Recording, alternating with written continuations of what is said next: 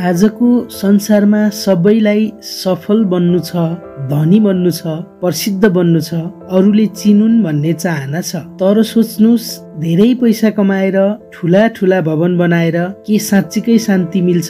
के त्यो साँच्चीकै सफलता हो? सत्य के हो भने जसले आफ्नै मनलाई जित्न सक्छ उसैले साँच्चीकै सफलता पाउँछ। र आज म तपाईलाई यस्तो कथा सुनाउँदैछु जसले तपाईको जीवन बदल्न सक्छ। गौतम बुद्धको कथा, त्यस्तो सफलताको कथा जुन कहिल्यै पुरानो हुँदैन। करिब 2600 वर्ष अगाडि कपिलवस्तुमा जन्मिएका थिए गौतम बुद्ध। उनी एक राजदरबारमा राजकुमारको रूपमा जन्मिएका थिए। उनीसँग सबै थोक थियो, धन, सम्पत्ति, शक्ति, ऐश्वर्य, प्रेम। उनलाई बचपनदेखि नै कुनै दुःख देखाइएको थिएन। उनका पिता चाहन्थे छोरा सदैव सुखमै रमाओस्, तर जीवनमा सबै कुरा योजना अनुसार नै कहाँ हुन्छ र। एक दिन सिद्धार्थले महलबाट बाहिर निस्केको अवस्थामा बुढो मानिस, एक बिरामी साथै मृत्यु भएको व्यक्तिको शव देखे। उनको मनमा हलचल मचियो। उनले पहिलो पटक बुझे दुनियाँमा केही कुरा अमर छैन भनेर।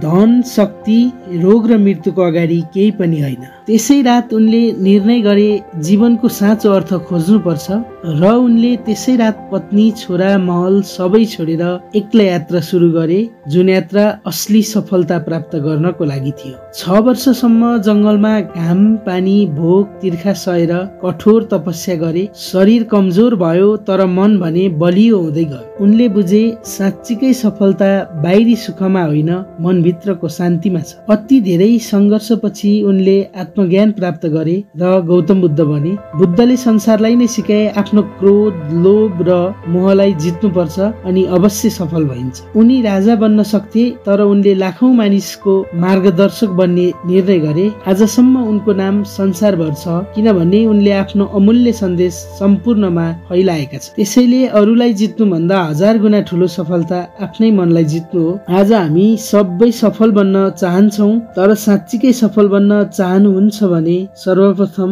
डर, आलस्य र मोहलाई जित्न सक्नुपर्छ। त्यसपछि मात्र आउँछ साँचो सफलता, शान्त जीवन, आत्मसन्तुष्टि अनि सामाजिक सम्मान। के तपाईले आफूलाई भित्रबाट चिन्नु भएको छ?